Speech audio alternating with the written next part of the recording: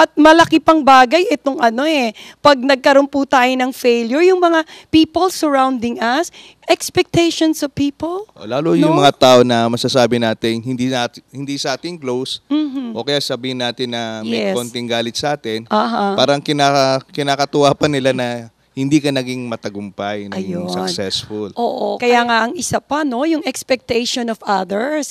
Katulad noon, kung sakaling sabihin natin, hindi mo na ipasa yung unang exam mo. Tapos itong mga taong to, narinig nila kukuha ka uli. Nako, kakantsawang ka niyan. Kaya mo ba uli? Sayang ang pera, sayang ang panahon, di ba? Ganun talaga pag sa buhay po, napaka-natural po yun na may mga tao po na hindi po talaga sa atin nakikiisa. Nakikiisa. Yun ang mahirap po sa... Hindi sumusuporta. At yan, I think ang problema din ng buong bansang Pilipinas. Yung crowd mentality. Gusto lang nila sila yung magtagumpay. Ayaw nilang tulungan yung ibang taong maging matagumpay o encourage. So, talagang malaki ang effect nitong expectations of other people. Kaya napakahirap mag-start uli kapag ikaw ay nag-fail. Pero siguro, meron din namang mga steps on how we can overcome this. Para po, kahit na minsan kang bumagsak, katulad nga ni Abraham Lincoln, minsan siyang bumagsak, pangalawa, pangatlo, hindi siya nag-give up. Pero pwede din po natin itong sabihin natin gawing tularan sa ating buhay. Siguro meron lang tayong dapat gawin. Marami po yan na mga bagay na amin pong napag-usapan ni Edna. And we believe through our experiences din, nakapagbigay ito ng kaliwanagan in terms of paano tayo magsisimula ulit. For me, ang nakita ko ng isang pagkakamali ko, marami akong mga hindi ginawan dapat kong gawin, yung mga requirement to be able to pass the board. And usually, ganun ang problema natin. Kulang sa preparasyon, hindi ka nag-aral. So, ibig sabihin, it's a matter of accepting those mistakes. Tama.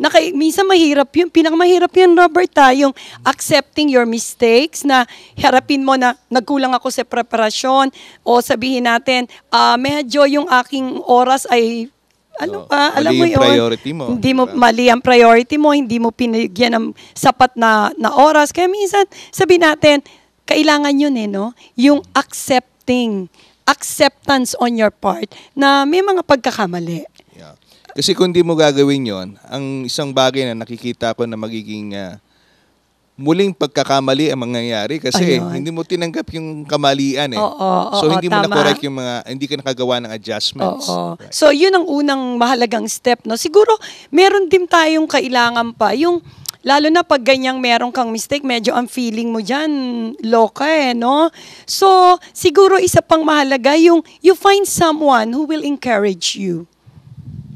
Siguro yung mga ganung bagay, magagawa mo lamang yun kung makakakita kang tao na nagtitiwala rin sa'yo at nagtitiwala ka sa kanya. Ibig sabihin, it must work na nagtitiwala sa sa'yo. Kasi mahirap magbigay ng encouragement kung hindi naman siya nagtitiwala. Yung parang believe siya sa'yo na siguro ninervyos ka lang nung una. Siguro sabihin natin may problema ka lang noon. So kailangan yun Find someone. Malamang mga magulang nyo dapat. Ayun. Usually naman, dapat magulang yan. Dahil kung meron taong believe sa atin, it's always yung mga parents natin na, anak, kaya mo yan.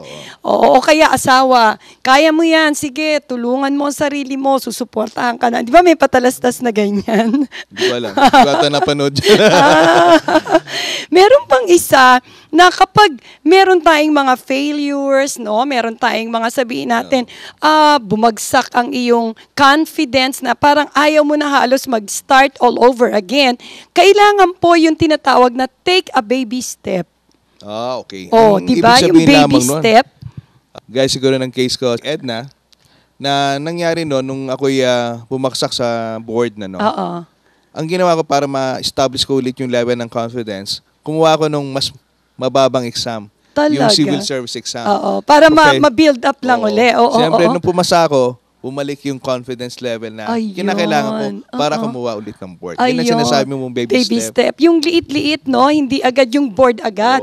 Pero na-build ba yung confidence mo? Siyempre, kasi pumasa ako. Kung bumagsak ako, wala.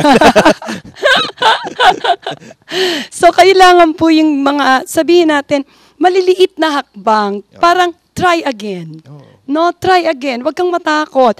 Dahil lahat naman po tayo may failures. Different aspect nga lang kay Robert. Siguro sa part niya yung pagtitake niya ng board exam. Maaring sa iyo, iba naman. Sa akin, iba naman.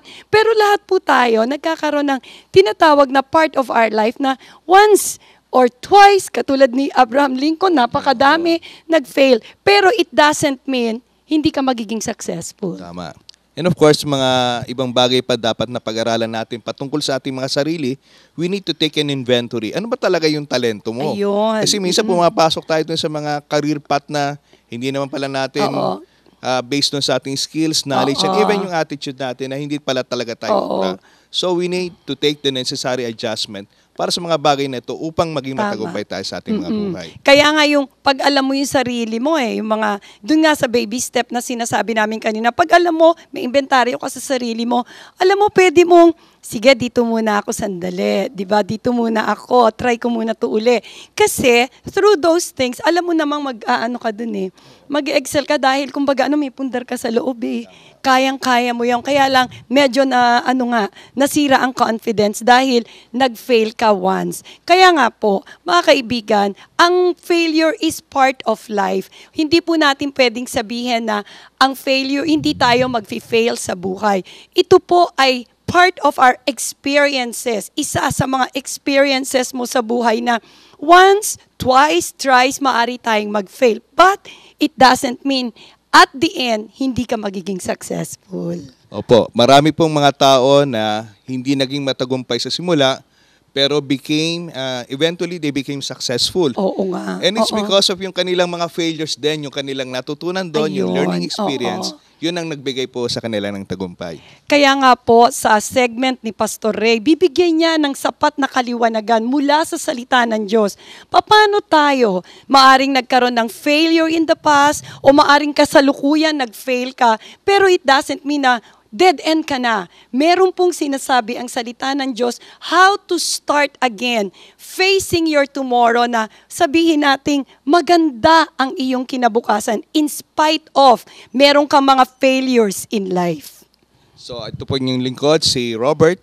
At ako po ay si Edna na lagi nagsasabi sa inyo, we want to touch and connect with your heart.